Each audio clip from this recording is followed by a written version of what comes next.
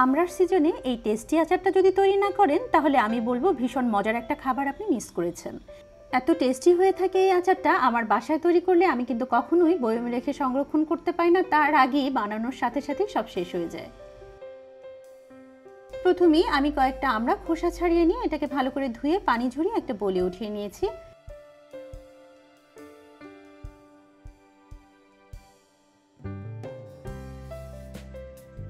এখন এর মধ্যে হাফ টি স্পুন লবণ, হাফ টি স্পুন হলুদের গুঁড়া আর হাফ টি স্পুন লাল মরিচের গুঁড়ো দিয়ে এটাকে ভালো করে মিক্স করে একটা সাইডে রেখে দিচ্ছি।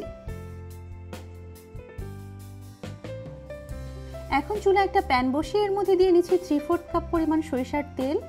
তেলটা হালকা একটু গরম হয়ে আসলে এর মধ্যে 3টা শুকনো মরিচ নিয়ে এভাবে ছোট ছোট টুকরো করে কেটে দিয়ে দিলাম। এখন এর মধ্যে দিয়ে নিচ্ছি 1 টেবিল চামচ পরিমাণ 5 ফোড়ন। এখন বারবার নেড়ে এগুলোকে হালকা একটু ভেজে নিব।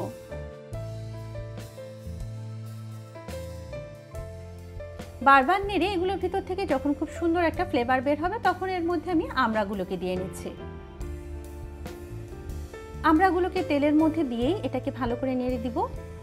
এরপর এর সাথে অ্যাড করে দিচ্ছি 1 টেবিল চামচ সরিষা বাটা, 1 চা চামচ আদা বাটা, 1 চা চামচ রসুন বাটা, হলুদ গুঁড়ো দিচ্ছি 1 চা চামচ, লাল মরিচের গুঁড়ো দিচ্ছি 1 চা চামচ। এখন বারবার নেড়ে তেলের মধ্যে এই মশলাটাকে ভালো করে আমড়ার সাথে একটু কষিয়ে নিতে হবে। এই মিনিট খানেকের মতো একটু কষিয়ে নিলেই হয়ে যাবে। এরপর এর সাথে অ্যাড করে দিচ্ছি হাফ কাপ পরিমাণ তেঁতুলের কাঠ, মানে তেঁতুলটাকে আমি পানিতে কিছুক্ষণের জন্য ভিজিয়ে রেখে এটাকে ভালো করে ছেঁকে নিয়েছি। দিচ্ছি স্বাদ অনুযায়ী লবণ, চিনি দিচ্ছি হাফ কাপ পরিমাণ। এরপর এর সাথে অ্যাড করে দিচ্ছি 1 কাপ পরিমাণ পানি। এরপর ঢাকনা দিয়ে এটাকে জাল করে নিব 10 মিনিটের জন্য।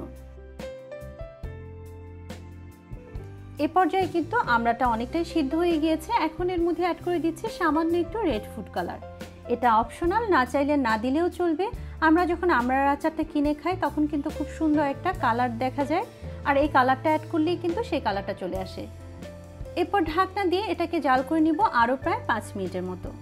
এরই মধ্যে কিন্তু আমড়াটা পুরোপুরি সিদ্ধ হয়ে যাবে আর ঝোলটাও কিছুটা ঘন হয়ে আসবে। এই পর্যায়ের সাথে অ্যাড করে দিচ্ছি 1/4 কাপ পরিমাণ সাদা সিরকা। এই সিরকাটা ব্যবহারের চেষ্টা করবেন, এর ফলে আপনারা চাইলে আমড়াটাকে দীর্ঘদিন সংরক্ষণ করেও খেতে পারবেন।